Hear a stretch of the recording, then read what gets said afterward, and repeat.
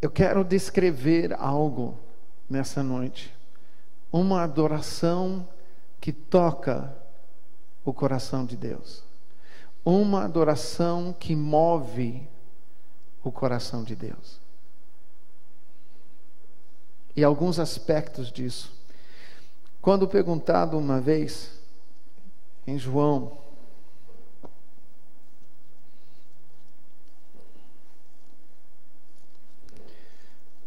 você provavelmente conhece essa palavra, a mulher samaritana. Senhor, disse-lhe a mulher: vejo que tu és profeta. Nossos pais... Deixa eu pegar os meus olhos aqui. Nossos pais adoravam nesse monte. Vós, entretanto, dizeis que em Jerusalém é o lugar onde se deve adorar. Precisamos dizer por que isso foi falado. Anos e anos e anos, centenas de anos antes dessa mulher falar assim com Jesus, um rei, descendente de Davi, resolveu que ele iria dividir a nação. E Deus tinha estabelecido Jerusalém como capital espiritual. Eu vou mencionar isso sem colocar muito fundamento, mas é uma verdade bíblica, que Jerusalém será a capital mundial do reino de Deus. É evidente na palavra. É o lugar que Deus tem escolhido para estabelecer a sua capital de governo. E em Jerusalém, ou em Israel, quando você considera todas as cidades que ele podia ter escolhido em Israel, Jerusalém não teria sido escolhido pelos homens, mas Deus escolheu. E esse rei, quando ele queria dividir a nação, ele resolveu levantar um outro centro de adoração em Israel. Porque ele sabia que, se ele não fizesse isso, o povo que iria seguir a ele, 3 vezes por ano, iria fazer uma viagem para Jerusalém. E seria conduzido a confessar os seus pecados, tratar a sua vida, zelar pela sua aliança com o Senhor. E seria visto que ele estava errado em dividir a nação. Então o que ele fez? Ele levantou um outro centro de adoração em Samaria. E fez com que o povo que seguisse a ele, que eram 10 tribos, não descesse lá para Jerusalém para adorar. É por isso que eles estão falando sobre esse assunto quando chega Jesus. Porque ali havia um outro centro de adoração. Um outro lugar que um homem tinha levantado, infelizmente não era uma adoração ao Senhor. Isso para dividir e separar o povo de Israel. Disse-lhe Jesus, versículo 21, mulher, podes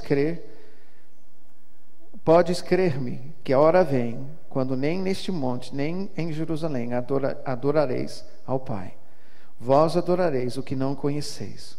Nós adoramos o que conhecemos, porque a salvação vem dos judeus. Mas vem a hora, e já chegou, em que os verdadeiros adoradores adorarão ao Pai em espírito e em verdade. Porque são estes que o Pai procura para seus adoradores. Deus é espírito, e importa que os seus adoradores o adorem em espírito e em verdade. Eu gostaria, com temor, de compartilhar algumas coisas sobre essa adoração que o Pai procura.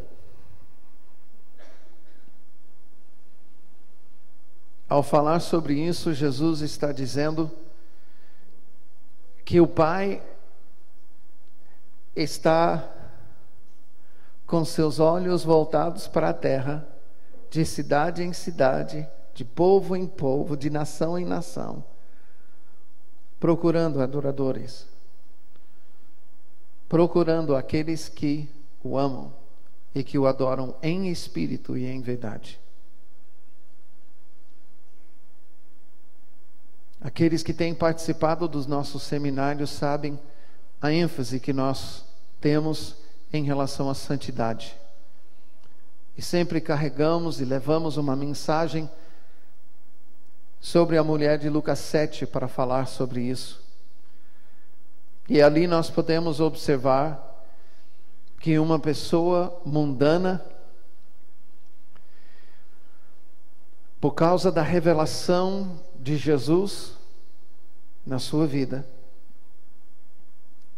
chega aos pés de Jesus, na presença dos fariseus, ignorando todo o preconceito, deixando de lado toda a religiosidade, e com muita humildade chega para confessar os seus pecados.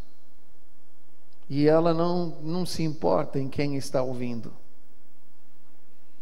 Essa mulher nos dá um exemplo de uma pessoa que tem visto Jesus como Ele é santo. E se a gente for falar sobre a adoração que Deus procura, nós precisamos falar, em primeiro lugar, que Ele procura o coração quebrantado.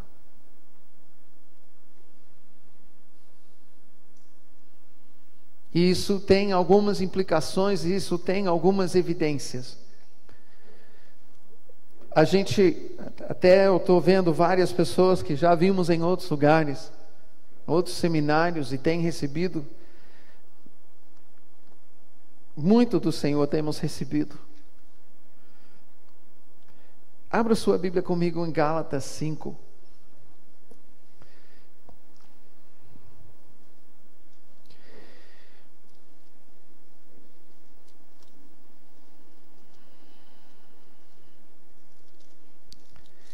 Aqui, o apóstolo Paulo está escrevendo para uma igreja.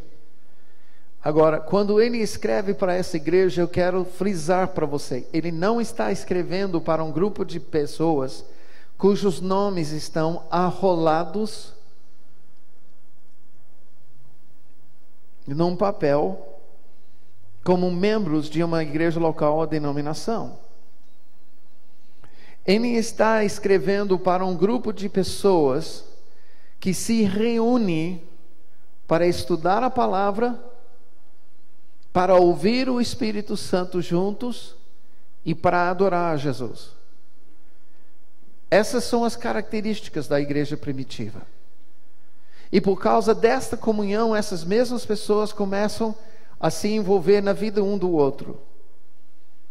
Por causa de uma aliança com Jesus e uma aliança que tem uns com os outros. Começa a repartir as coisas entre si. Começa a cuidar uma família da outra.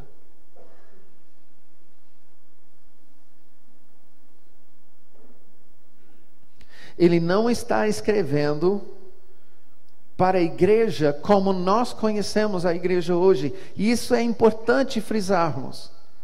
Porque se a gente não reparar isso, nós vamos pensar que ele está escrevendo para tal igreja, tal denominação, e não é assim. Ele está escrevendo para uma igreja que é a noiva de Cristo na cidade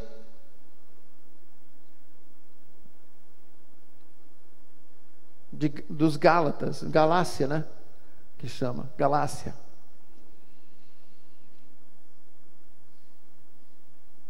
Ele não está escrevendo para uma organização, ele está escrevendo para um organismo. Ele não está escrevendo para um clube, pessoas que assinaram um título. Ele está escrevendo para um grupo de pessoas que tem um coração voluntário, um coração quebrantado. Mas ele está tendo que escrever algo duro. E sério, porque ele está escrevendo para a igreja, para a noiva do Senhor. Em capítulo 5, a começar com o versículo 16, digo, porém, andai no Espírito, jamais satisfareis a concupiscência da carne. Porque a carne milita contra o Espírito contra a carne, porque são opostos entre si, para que não façais o que porventura seja do vosso querer. Mas se sois guiados pelo Espírito, não estáis sob a lei. Ora, as obras da carne são conhecidas e são prostituição, impureza, lascívia, idolatria, feitiçarias, inimizades, porfias, ciúmes, iras, discórdias, dissensões, facções, invejas, bebedices, glutonarias e coisas semelhantes a estas, a respeito das quais eu vos declaro, como já outrora vos preveni, que não herdarão o reino de Deus os que tais coisas praticam. O que está acontecendo aqui? Paulo está escrevendo para um grupo de pessoas que estão se dizendo igreja. Mas ele está tendo que escrever e dizer para elas: o que você vive não é condizente com a santidade do Deus a quem você adora.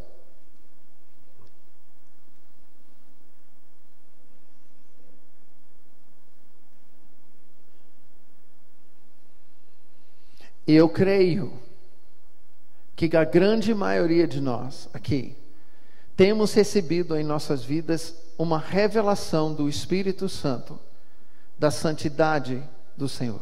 Ou seja, não porque você quer saber, mas o Espírito Santo te mostrou um dia como Jesus é santo. E talvez nessa experiência você até chegou ao momento que você pensou que ia até morrer, porque diante da santidade do Senhor, você se viu podre. Mesmo até como crente. Certamente quando nós aceitamos Jesus, essa é a revelação que o Espírito Santo nos traz, para nos conduzir a fazer aquela primeira oração: Senhor, eu te quero como meu Senhor e Salvador. Mas mesmo depois disso,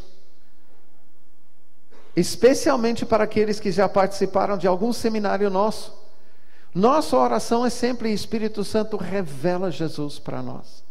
Porque na revelação do Senhor, da sua santidade, Ele vai revelar quem nós somos. E essa revelação devia quebrantar os nossos corações. Que Paulo está tendo que atender aqui nessa carta, como ele atende também em outras cartas, para outras igrejas. Em Colossos, a igreja em Éfeso, outras igrejas onde ele chama atenção em relação ao pecado. Ele está dizendo: escuta, gente, o Deus a quem nós adoramos tratou seriamente a questão do pecado quando Jesus foi para a cruz.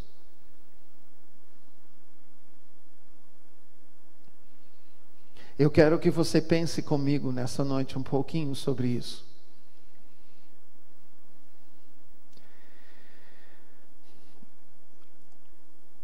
Faz alguns meses que um pensamento paira na minha cabeça e não sai.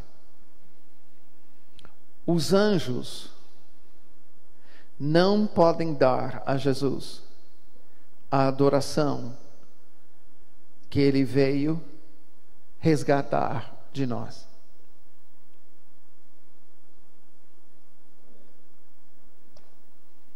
Se Jesus é o Cordeiro de Deus, que foi sacrificado desde a fundação do mundo, os anjos não conhecem a obra de redenção, ou seja, o perdão, a cura, a libertação, eles não têm como conhecer, porque eles nunca pecaram. Mas quando Jesus foi para a cruz, há uma dimensão no reino do Espírito que nos comunica que para ter de novo a adoração de nós, para a qual nós fomos criados, é tão importante para Deus a nossa adoração, que Jesus foi para a cruz.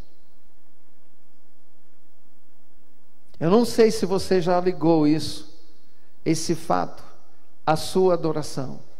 Mas os anjos não podem dar a Jesus a adoração que Ele merece diante da obra que Ele fez na cruz.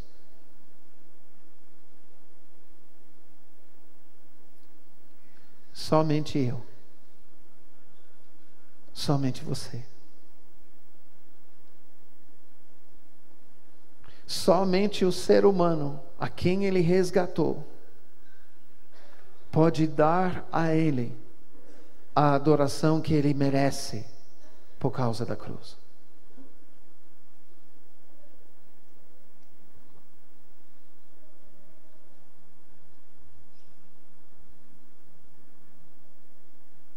E é por isso que Paulo, quando ele trata com as igrejas que estão despontando durante o tempo das igrejas primitivas, as primeiras igrejas que estão surgindo entre os povos pagãos, entre as pessoas que conheciam o Espiritismo, ele começa a ensinar, dizendo: gente, você não pode pensar que dá para viver a prostituição, inveja, iras, dissensões e adorar a esse Deus que é santo. É incoerente.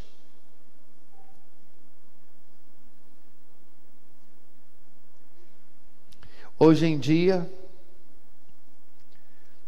nós ficamos cada vez mais escandalizados com a condição da igreja. E a questão é que nós precisamos olhar e dizer: eu sou igreja. Ao falar isso, eu não quero que você pense que eu estou pegando um dedo apontando para outro. Eu estou olhando para mim mesmo. Para adorar ao Senhor em espírito e em verdade, nós precisamos levar ao cabo a seriedade da cruz.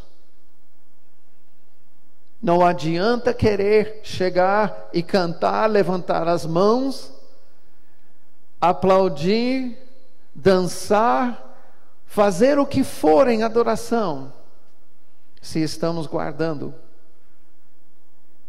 pecado em nossos corações.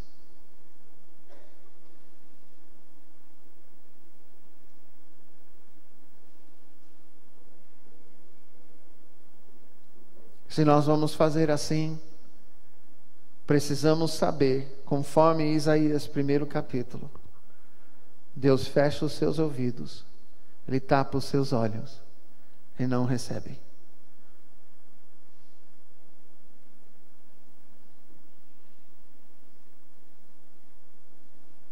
Ele está à procura de corações quebrantados.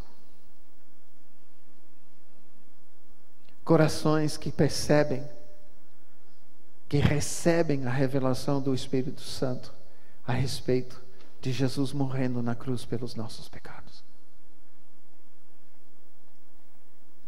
Coração quebrantado significa que nós vamos, em primeiro lugar, confessar ao Senhor os nossos pecados.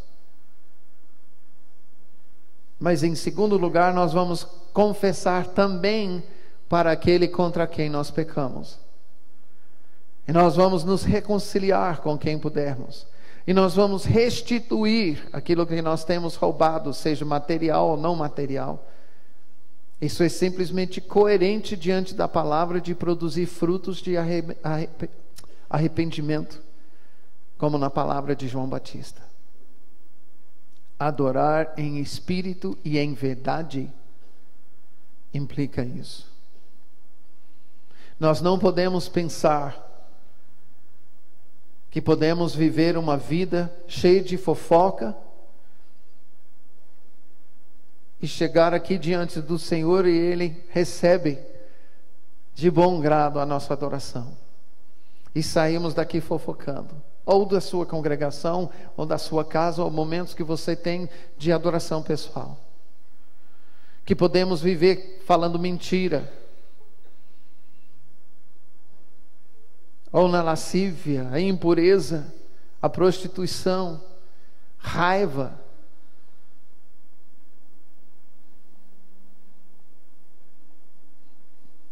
Adorar em espírito e em verdade significa que nós, em primeiro lugar, nós vamos ter um coração quebrantado.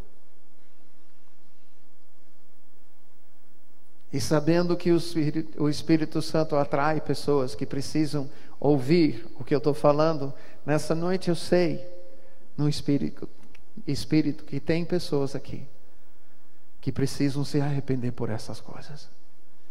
Porque como o povo, os Gálatas, você tem guardado coisas assim na sua vida.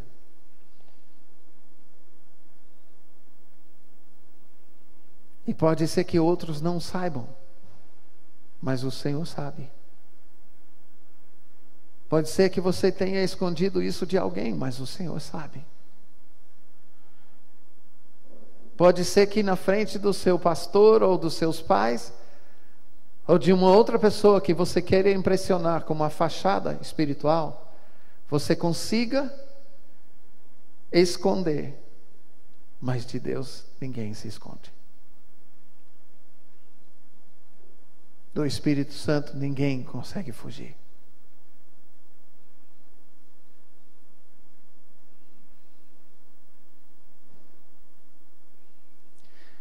Mas nessa noite eu não quero parar aí.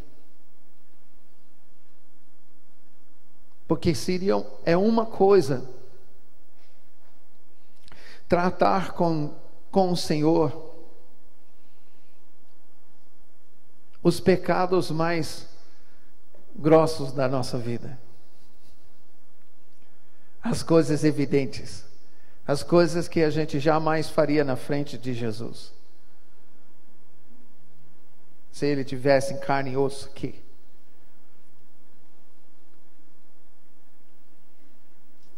Quando eu penso sobre a adoração que Deus está querendo desse lugar, e na verdade está querendo da igreja, o que Ele procura quando Ele olha para a terra e procura a sua noiva, procura os seus filhos. Eu preciso reparar que esse coração quebrantado precisa caminhar mais ainda. Não trata somente do pecado grosso. Porque uma vez que o Espírito Santo começa a tratar em nossas vidas, pessoalmente eu tenho um exemplo de falar palavrões. Não hoje, mas quando eu era jovem e me converti, eu falava muito palavrão. Eu tinha uma boca muito suja. Contava piada muito... eu tenho vergonha de lembrar. E era um hábito na minha vida. E depois de me converter, eu fui para a palavra e eu vi na palavra que isso não condiz com uma pessoa que se diz crente. Isso não condiz com a santidade do Senhor. Isso não condiz com a santidade de Jesus. Mas eu percebi, Senhor, eu não tenho controle sobre isso.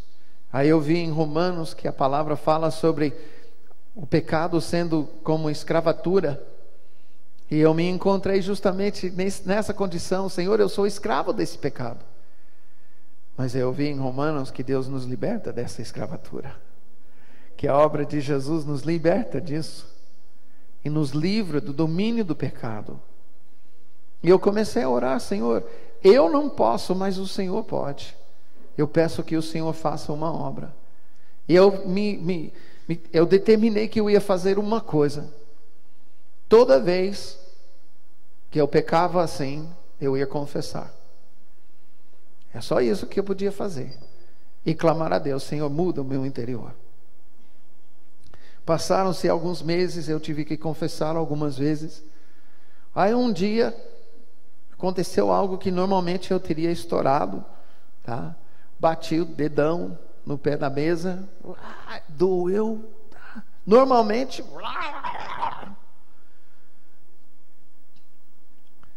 bati, doeu,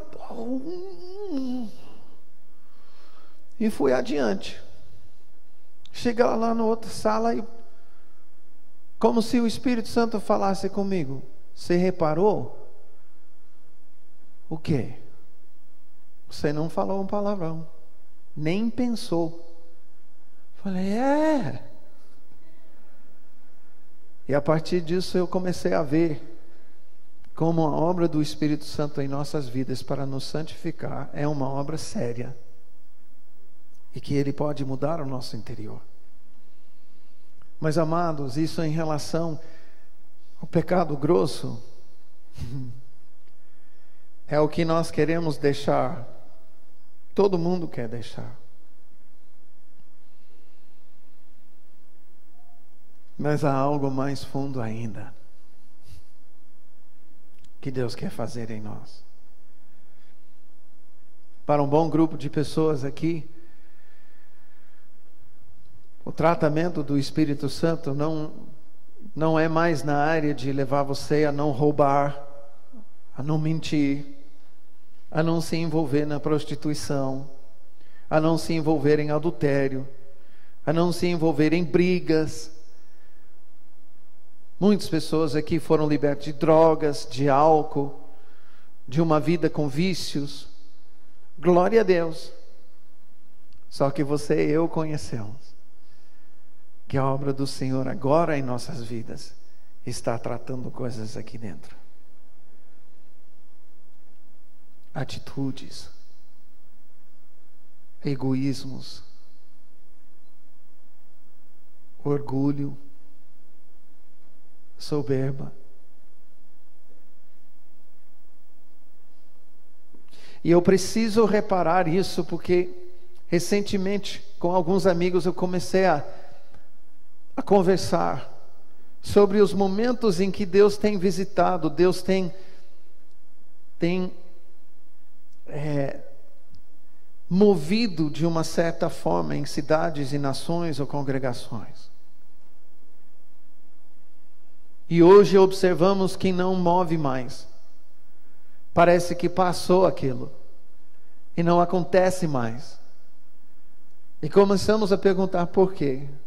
O que é que estanca o mover de Deus? O que é que impede esse mover contínuo do Espírito Santo? Porque eu não sei de você, mas eu estou querendo o reino de Deus aqui na terra. Eu estou desejando isso. Eu voltei a minha vida para isso. Eu quero me dedicar a isso. Eu quero empenhar toda a minha força nisso. Todos os meus recursos eu quero dar para isso. O que é então que estanca, que impede? A primeira coisa que Deus fala comigo é quando aqueles que são tocados pelo Espírito param de se quebrantar.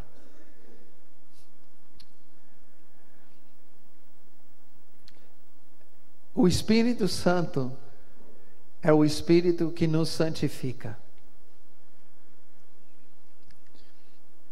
O alvo dele é nos tornar como Jesus, na sua santidade e na sua unção e autoridade. Isso é o alvo do Espírito Santo em operar nas nossas vidas, na tua vida, na minha vida. Ele está querendo fazer uma obra em nossas vidas, em que as pessoas vão olhar para nós e vão dizer: poxa, mas me lembra tanto Jesus. Eu acho que Jesus devia ser assim. Isso na sua santidade e também na sua unção e autoridade para fazer as mesmas obras de Jesus. Tem alguém aqui que tem desejado isso? Você tem pedido isso de Deus? Eu creio que é por isso que você está aqui. Você sabe a palavra que nós pregamos. Mas o que o Senhor me mostra a respeito da minha própria vida, Mike, eu estou tratando, e eu vou continuar a tratar, porque enquanto tiver alguma coisa na tua vida que não condiz com a santidade de Jesus, eu tenho que tratar, e eu serei fiel à minha aliança. O Senhor falando comigo, Ele é fiel. Eu posso ser infiel, mas Ele não é. Ele é fiel. Ele vai fazer a parte dele. Eu já me entreguei a Ele. Então a obra que Ele está fazendo na minha vida tem o alvo de me tornar como Jesus na sua santidade. O que empaca, o que impede o fluir do Espírito Santo na minha vida? Quando eu não correspondo. Quando Ele fala, vai confessar para fulano de tal o seu egoísmo. Vai pedir perdão para sua mãe pela palavra que você falou, porque no teu coração você estava desrespeitando. Vai confessar para fulano de tal. Se humilha.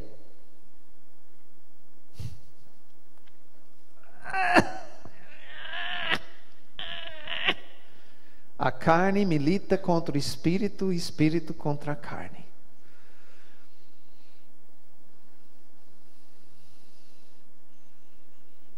Responda uma coisa. Se isso fosse a autoridade e poder do próprio Jesus, Deus está desejando dar isso a nós. Na condição da tua alma hoje, o que você faria com essa autoridade e poder? Você faria o que Jesus fez? Ou você usaria em benefício próprio? Eu confesso a minha tendência. E eu seria muito capaz de pegar essa autoridade, unção, poder, recursos do céu, para guardar para mim.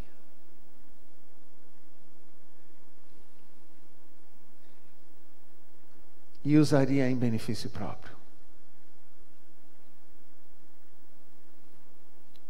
Sabe por que o Senhor está santificando a tua vida e a minha vida? Para poder conferir sobre nós essa autoridade e unção.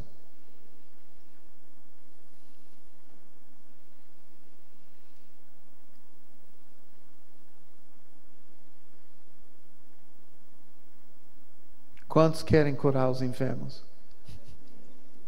Ressuscitar os mortos? Expulsar os demônios? Eu desejo caminhar pelas ruas de Londrina e qualquer cidade que eu tiver, e a pessoa que tem demônios, ao passar por mim, cair estribuchando. Eu quero isso. Não para mostrar, oh, como eu sou poderoso. E sim, porque eu quero ver essa pessoa liberta. Eu quero que aconteça na minha vida o que acontecia na vida de Jesus. Onde ele ia, o endemoniado, que nem sabia que estava endemoniado, começava a gritar. E Jesus chegava, libertava, ministrava o amor do Pai. E quero ver 500, 1000, 2000, 10.000, 20.000, 100.000 em cada cidade fazendo a mesma coisa. Você pode imaginar a mudança numa cidade se isso começar a acontecer? Pensa. nos próximos 30 dias, todo mundo aqui, onde você for, na sua casa, escola, serviço, subindo e descendo o elevador, quem tiver demônios vai cair estribuchando do seu lado.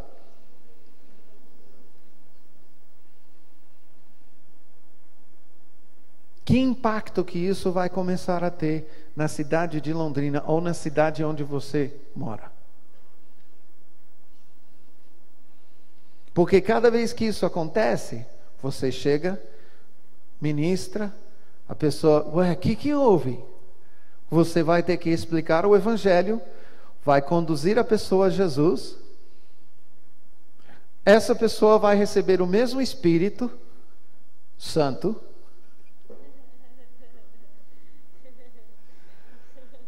Sai no mesmo poder. Agora, os dois saem para suas casas, as suas famílias. Imagina almoço de domingo, com todos os parentes.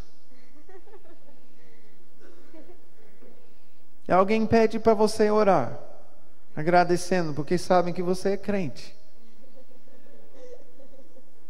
Jesus.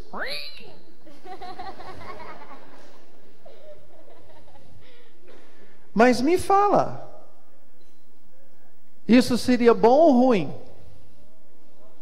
Muito bom.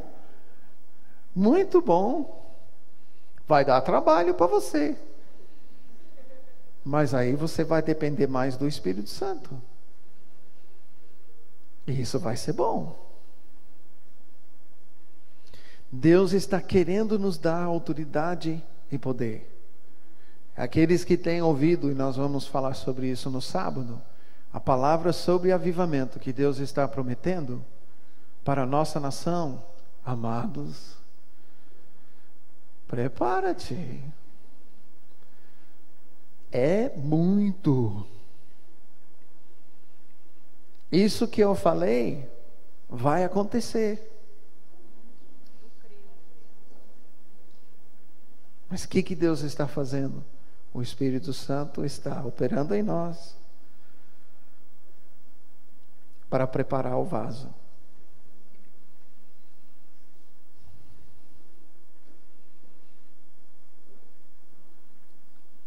Ele procura os que o adoram em espírito e em verdade. Primeiro, o coração quebrantado.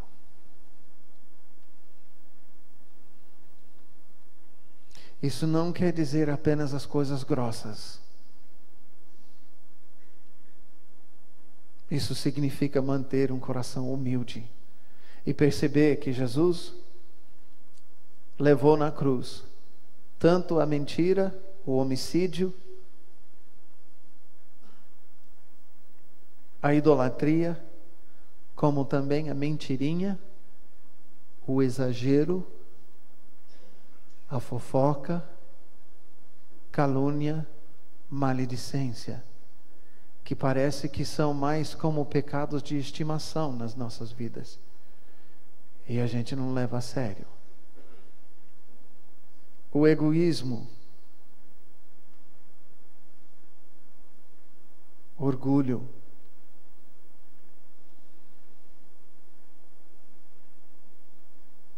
quando o Espírito Santo fala conosco e trata conosco e nós não correspondemos, já estamos fazendo uma barragem que impede o fluir do rio de Deus em nossas vidas.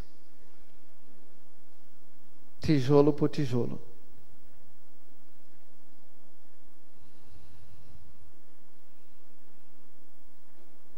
Edificando com as nossas próprias atitudes aquilo que vai impedir que o Espírito Santo possa fluir em nós.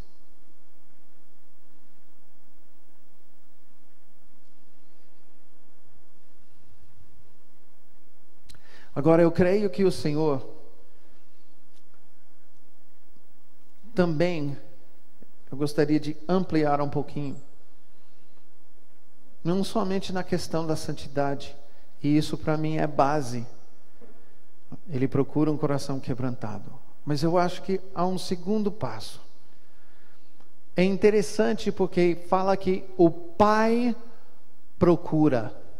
A palavra usada aqui por Jesus é o Pai procura. Há para mim algo implícito nessa palavra, porque Jesus não disse Deus procura. Nesse momento ele se referiu a Deus como o Pai. Pensa no seu lar. O pai vai procurar quem?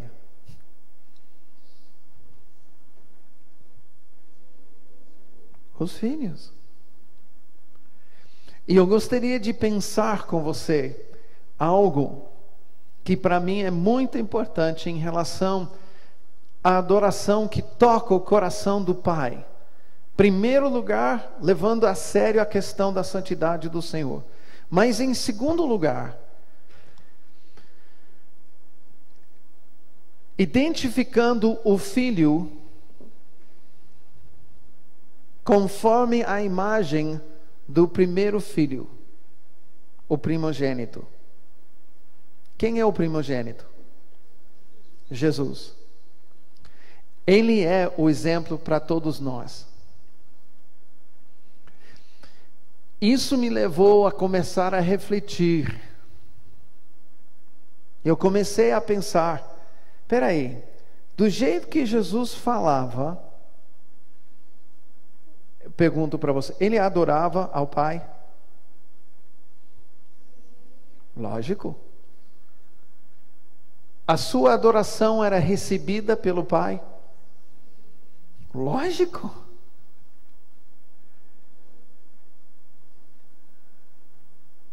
Por quê?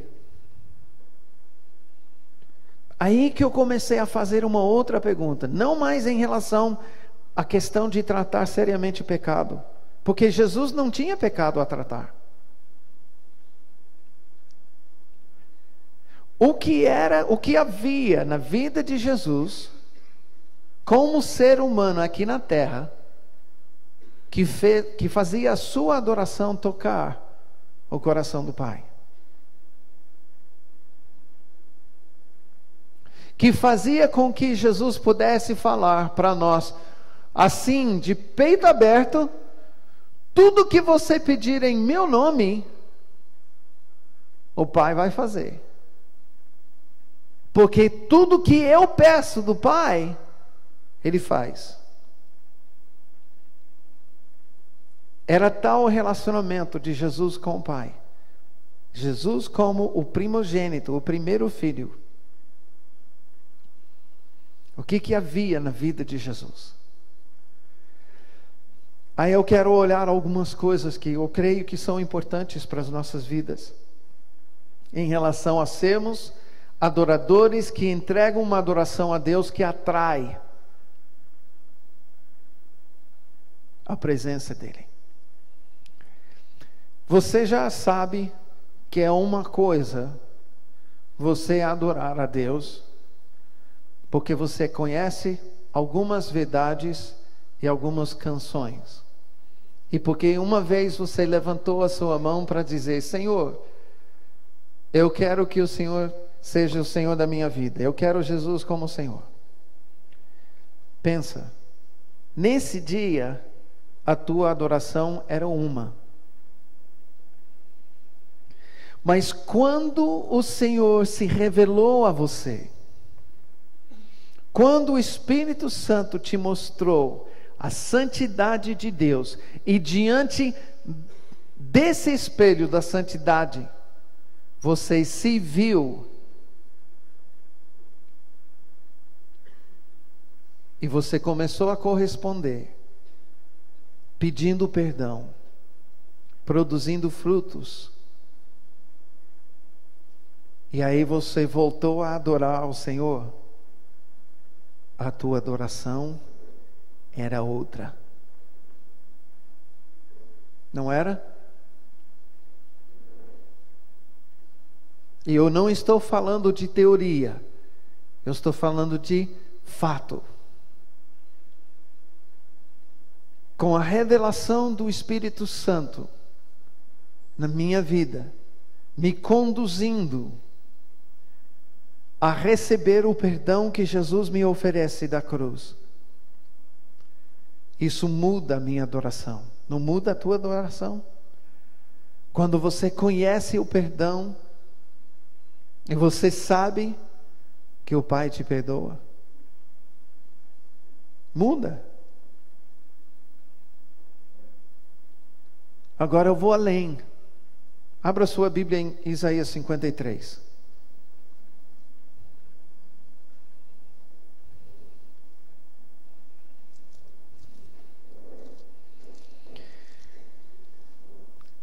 Esse capítulo é possivelmente o lugar que mais revela o que Jesus fez na cruz. Isaías 53, versículo 4 diz: certamente Ele tomou sobre si as nossas enfermidades e as nossas dores levou sobre si, e nós o reputávamos por aflito, ferido de Deus e oprimido. Então Ele levou os nossos pecados, as nossas iniquidades, mas também enfermidades e dores. 5. Ele foi traspassado pelas nossas transgressões e moído.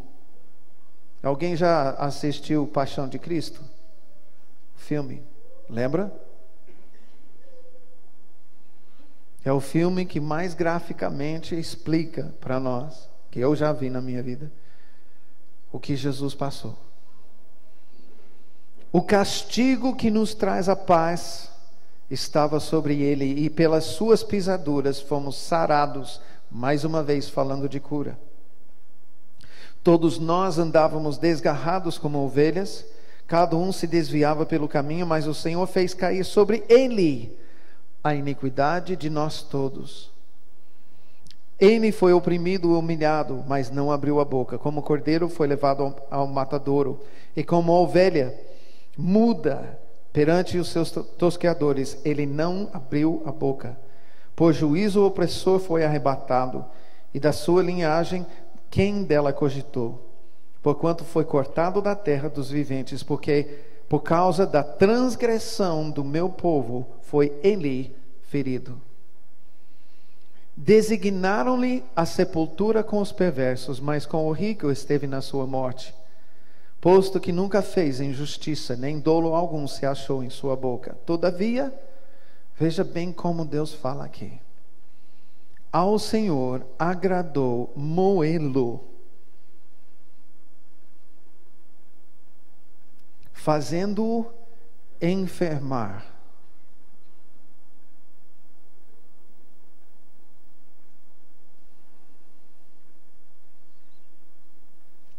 Quando Jesus foi para a cruz,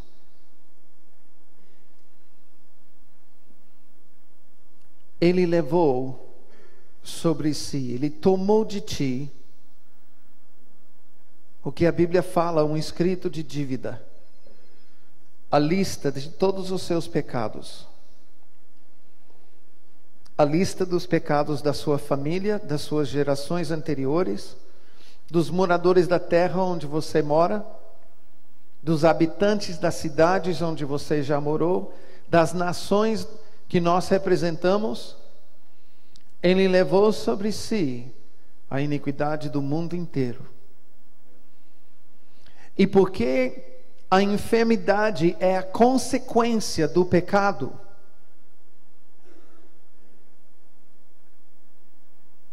porque a enfermidade é a consequência do pecado, Ele também levou a enfermidade.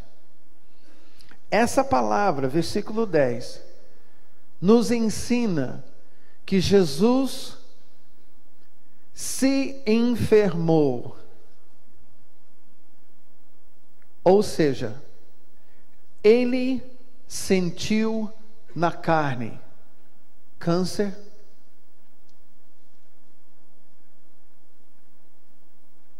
Ele sentiu na carne toda enfermidade que tem sido experimentado pelo ser humano. Ebola, AIDS, Tudo que você possa imaginar de enfermidade. Tudo que você já viu. Ele não somente levou isso como alguém, por exemplo, eu posso colocar sobre meu irmão aqui os meus óculos. Não é assim que ele levou a enfermidade. Ele se enfermou. Ele ficou doente com as nossas doenças. Ele ficou enfermo com as nossas enfermidades. Ao levar as nossas dores sobre ele, ele sentiu as nossas dores.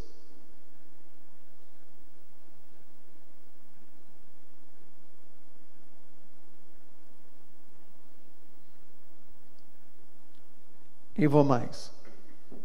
Por quê? Se tem alguém aqui que já foi curado de uma enfermidade, especialmente uma enfermidade grave, antes de você ser curado, a sua adoração a Jesus era uma. E depois de você ser curado, a sua adoração era outra.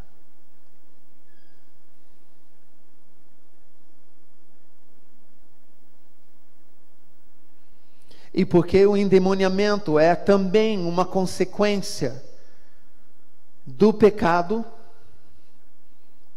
na vida de Jesus, no ministério de Jesus, ele fazia 3 coisas constantemente: pregava arrependimento, conduzindo o povo a confessar os seus pecados, ele curava os enfermos e ele expulsava demônios.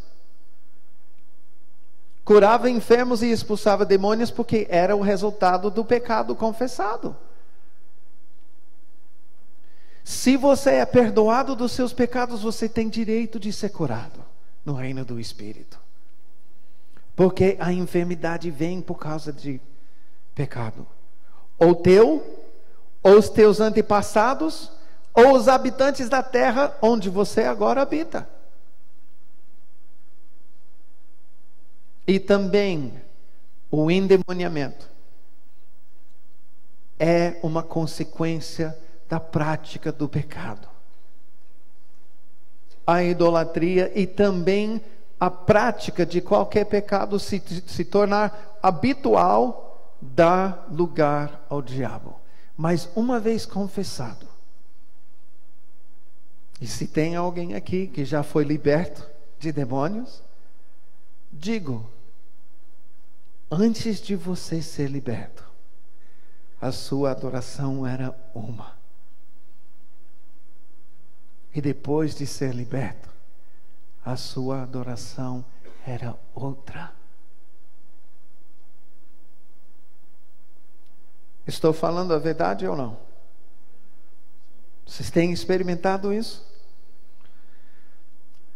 Isso fala de todos nós que temos nos beneficiado daquilo que Jesus fez na cruz.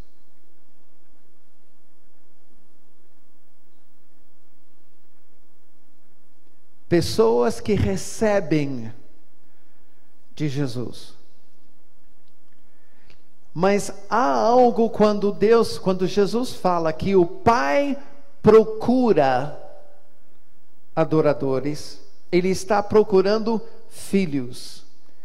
Ele não está falando apenas daqueles que têm recebido perdão, cura e libertação. Eu creio que Ele está indo além.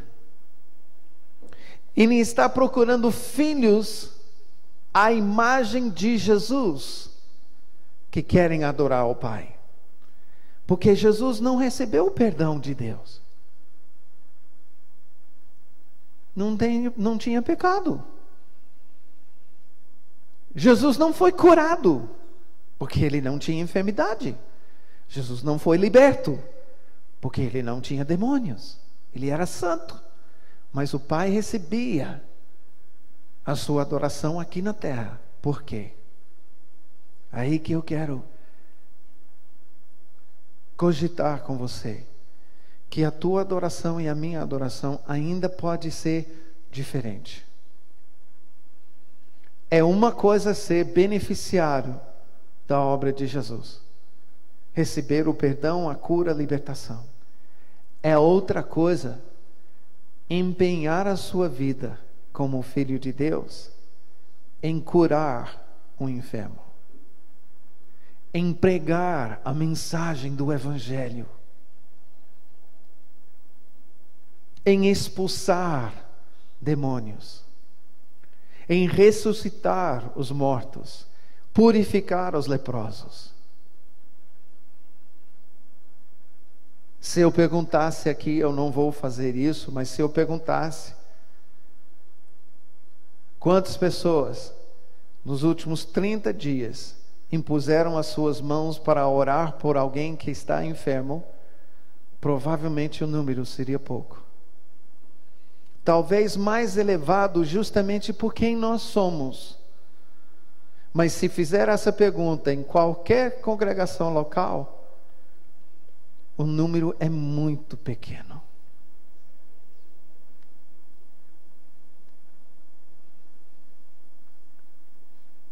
Sabe uma das razões porque o Pai recebia a adoração de Jesus com tanto agrado? Porque Jesus abriu mão das suas ambições, o que ele podia fazer, e começou a se preocupar com o reino do Pai. Tudo que ele fazia, ele estava voltado a obedecer ao Pai e ver o reino do seu Pai estabelecido aqui na terra.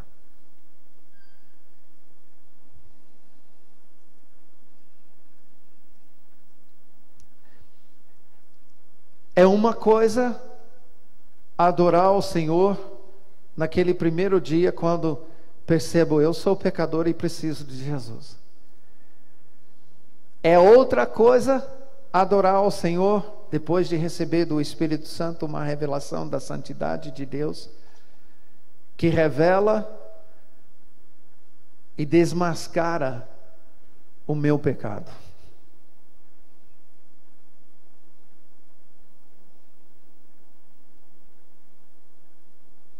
É outra coisa ainda adorar ao Senhor depois de ser curado, ou liberto, perdoado. Mas eu creio que há ainda mais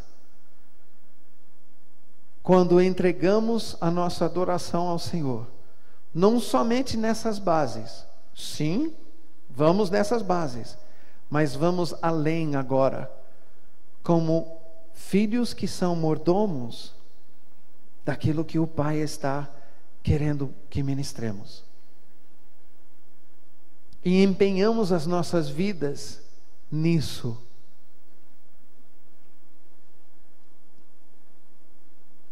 Eu creio que Ele está procurando filhos conforme a imagem de Jesus, ou seja, filhos com o mesmo caráter e o mesmo desejo que Jesus tinha. Por isso, Ele se preocupou tanto em pregar a mensagem de arrependimento, curar os enfermos. Ele ficava horas e horas e horas e horas. Você já parou para pensar? Até eu preciso avisar algumas pessoas. Isso é um aviso para alguns que têm clamado a Deus: eu quero ser usado por Ti, Senhor. Eu quero ser usado por Ti. Eu quero curar as multidões como Jesus curava. Você quer? Digamos que Deus desse uma unção para você hoje, em que qualquer pessoa que tivesse qualquer tipo de câncer, você impusesse a mão e essa pessoa fosse curada. O que você faria com isso? Porque eu sei que uma vez que isso fica conhecido em Londrina, Eles vão para um hospital que fica numa rua descendo aqui, Hospital do Câncer. Eles vão pegar todos os pacientes lá, tá? E vão trazer para você.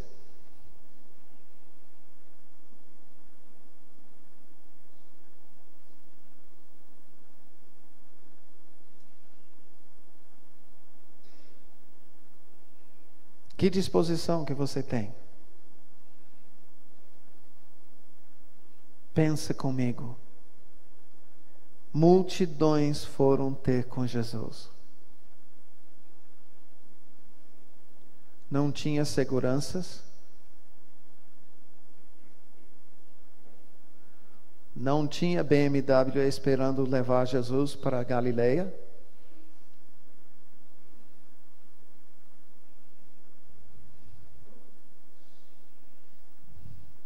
Está me ouvindo?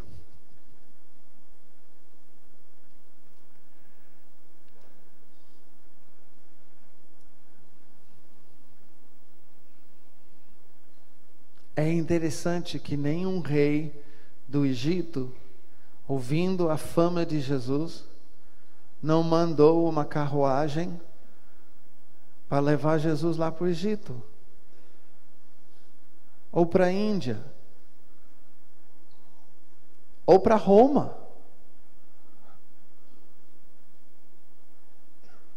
Jesus ficou com as multidões lá em Israel, orando, e orando, e orando, e orando, e orando, e curando, e pregando, e expulsando demônios, e orando, e curando, e não cansou. Bom, cansou sim, não parou. Descansou no barco.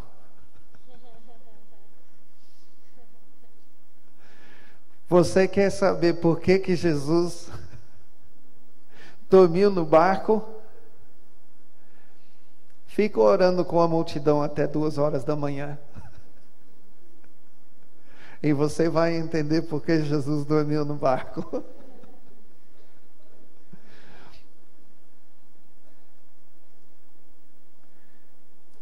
Hoje em dia, alguém com tal unção provavelmente seria procurado pelos reis, príncipes, e você seria levado de avião para os 4 cantos da terra. E você seria oferecido muito dinheiro e outros bens materiais. O que você vai fazer com esta unção? O que Jesus fez com esta unção? Agora você percebe porque o Espírito Santo está santificando a tua vida e a minha vida?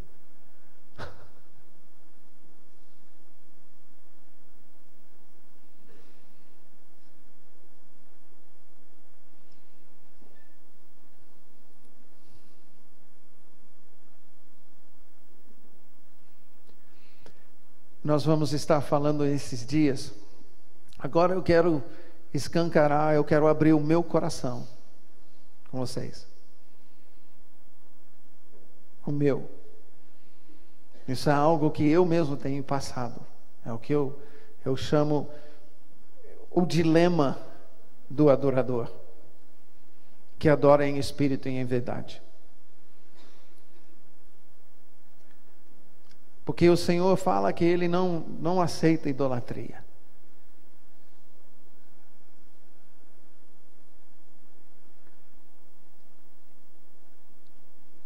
Ele não topa. Ele não vai dividir a sua glória com ninguém. E se nós vamos falar desse lugar sendo um lugar onde adoradores vão adorar o Senhor em espírito e em verdade, com intenção de clamar e atrair o reino de Deus, mobilizando uma adoração que não para. Nós precisamos reconhecer que essa adoração não é qualquer adoração, não é apenas cantar, não é tocar notas,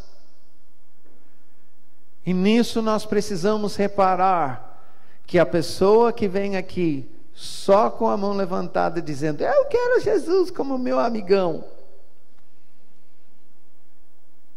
vai oferecer uma adoração que é uma. Enquanto o filho, que vive como filho, que tem recebido a obra de Jesus, que tem experimentado, que mantém um coração quebrantado e que passa a se preocupar com o reino do Pai, a sua adoração é outra.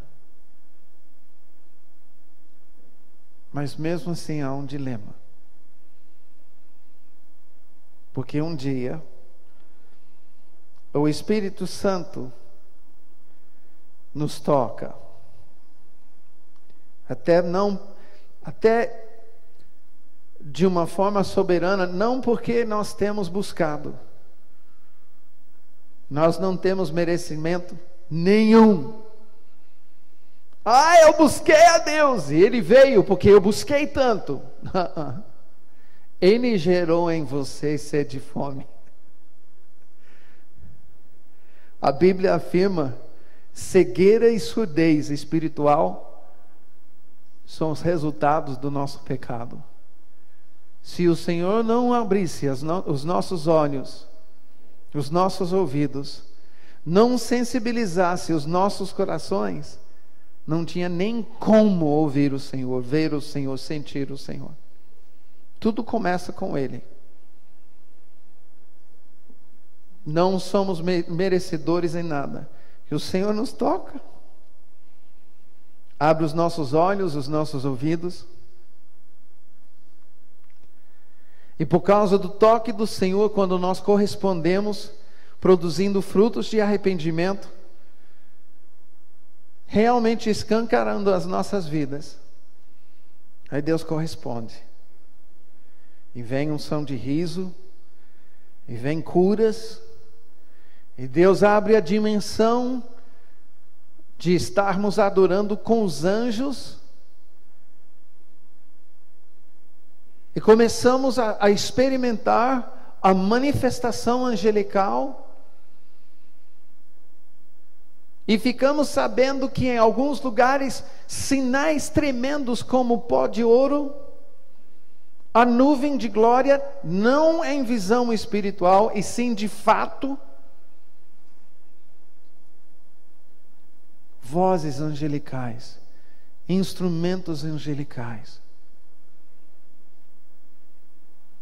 Aí um dia, tão sutilmente,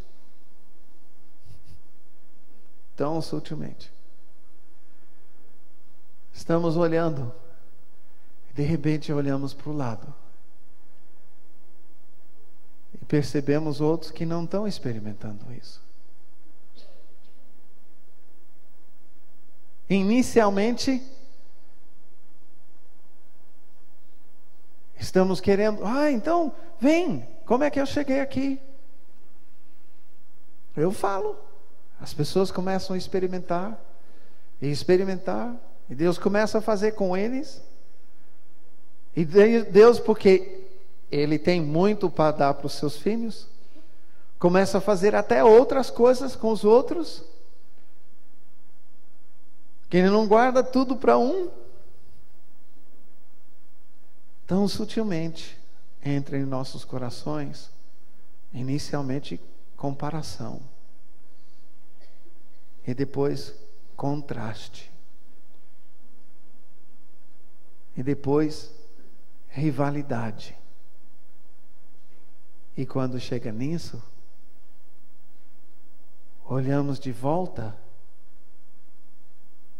e estamos longe de onde estávamos. Longe. A última vez que reparamos, estávamos tão perto. Olhamos para o lado e de repente a gente, como é que ficou tão longe? Ao fazer comparação, contraste, e entreter uma rivalidade, Deus fala: não dou minha glória desse jeito.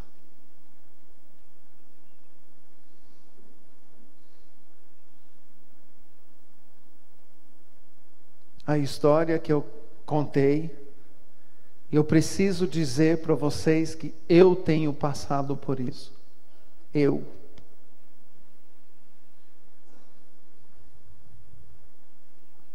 E não adianta nenhum adorador dizer que isso não tenha acontecido na sua vida. Porque acontece. Justamente porque há pecado.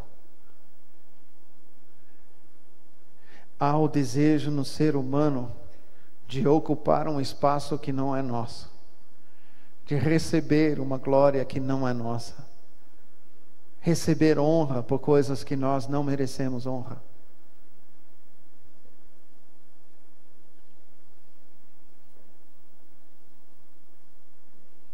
O que eu descrevi, se você fizer um levantamento do avivamento na nossa nação, tem prosseguido. Uma vez que acontece isso, as rivalidades entram divisões.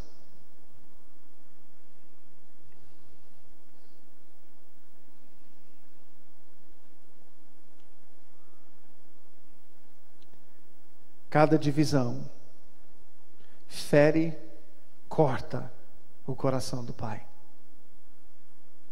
Porque Ele não derramou a unção para dividir. O propósito da unção era de atrair os filhos e mudar a vida dos filhos, para que os filhos pudessem ser e viver unidos.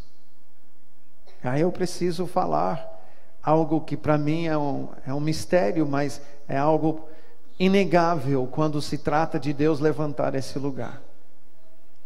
Eu vou contar, eu acho que é sexta-feira de manhã, a história, alguns detalhes do que tem acontecido aqui desde 1997.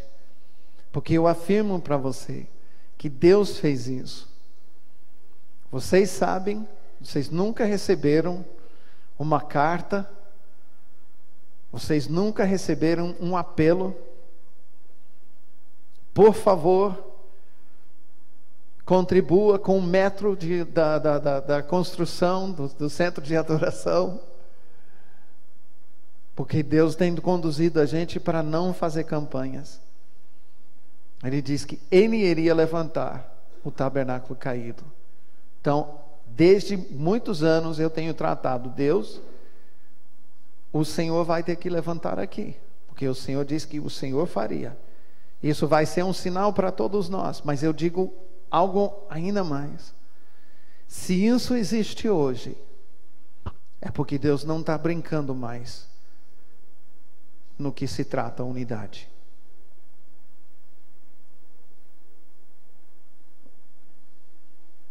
Ele tem falado para o corpo de Cristo mais de 20 anos sobre a unidade.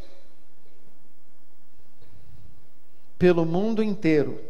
Parece que durante um tempo, tudo bem, ele deixava a questão de denominações e as separações não era tão importante, mas hoje não é mais assim.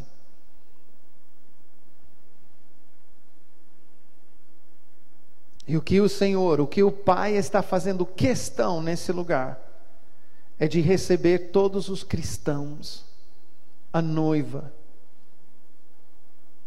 E se você não tem uma concepção de estar do lado de alguém que é católico, que adora somente a Jesus, já tirou outros desvios de adoração e intercessão, mas continua na igreja católica, percebendo que é o lugar para a sua missão.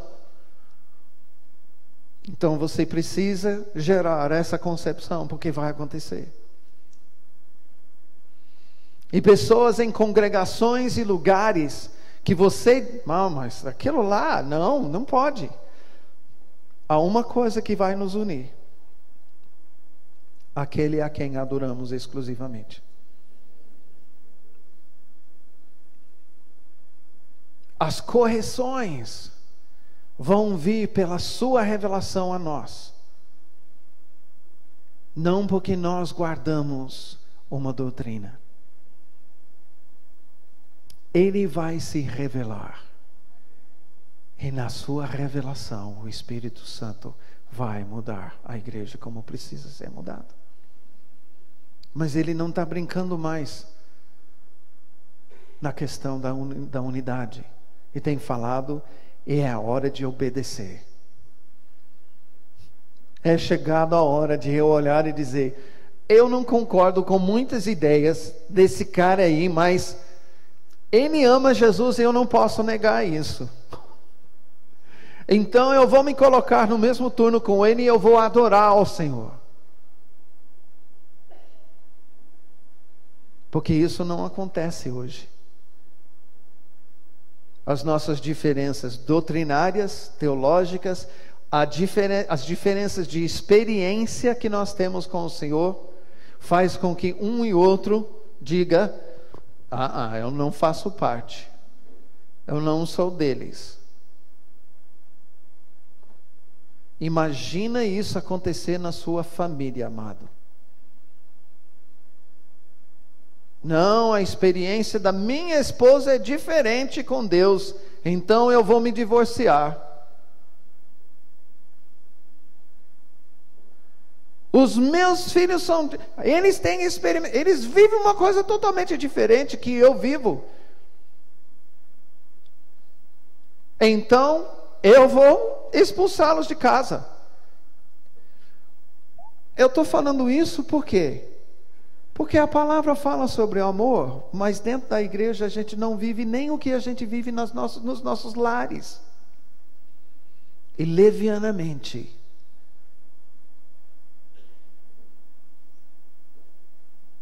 maldizemos, caluniamos, criticamos, expulsamos, excomungamos.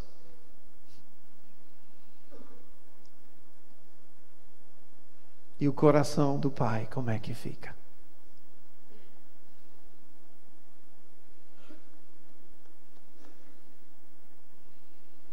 Ao levantar esse lugar, eu afirmo para você, Deus está dizendo: eu quero a unidade da minha noiva. Eu quero que a minha igreja saiba seguir a minha palavra que diz: suportai-vos uns aos outros. Meu irmão, há um técnico famoso brasileiro que um dia disse: vão ter que me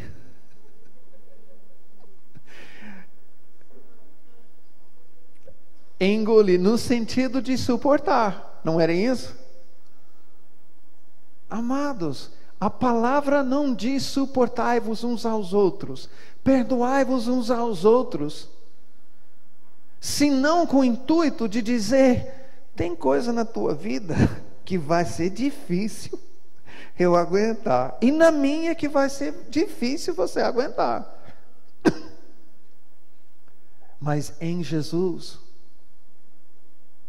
o amor que nós temos recebido precisa ser expresso em tolerância, em paciência, em misericórdia.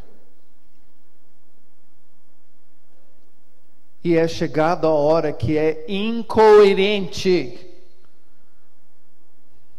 com o evangelho do reino de Deus vivemos de outra forma.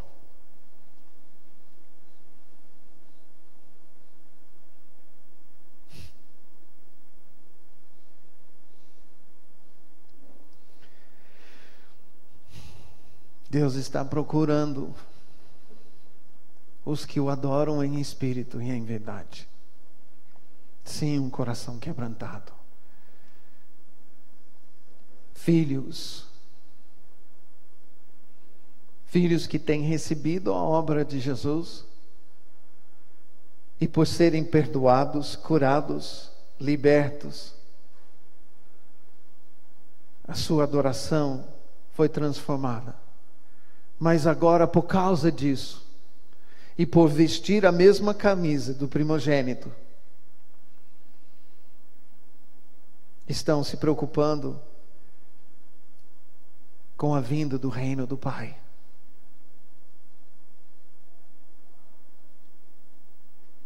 Eu não sei, Celso, vem. Eu não sei como é que você vai corresponder com o Espírito Santo. Eu sei que eu preciso dar um momento para corresponder.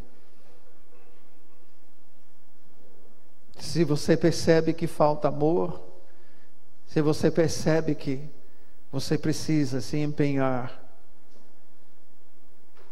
em se preocupar com o reino do Pai, se é que você precisa de uma revelação da santidade do Senhor, eu não sei. Quem sabe você percebe que você precisa confessar o que você não tem confessado, colocar na luz o que você não tem colocado na luz, diante de Deus e até com pessoas contra quem você tem pecado, que talvez estejam aqui. Eu não sei, mas eu quero te dar um tempo para corresponder com o Espírito Santo. E se Ele está falando para você sair do seu lugar e publicamente expressar: Senhor, eu estou me arrependendo, então sai, vem, o espaço é para isso, mas corresponda com Ele. Espírito Santo, Espírito de graça e súplicas, Espírito de adoção, Espírito da verdade,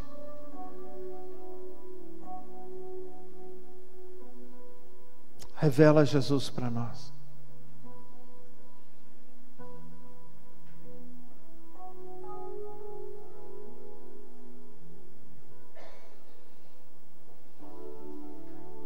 Corresponda com o Espírito de Deus.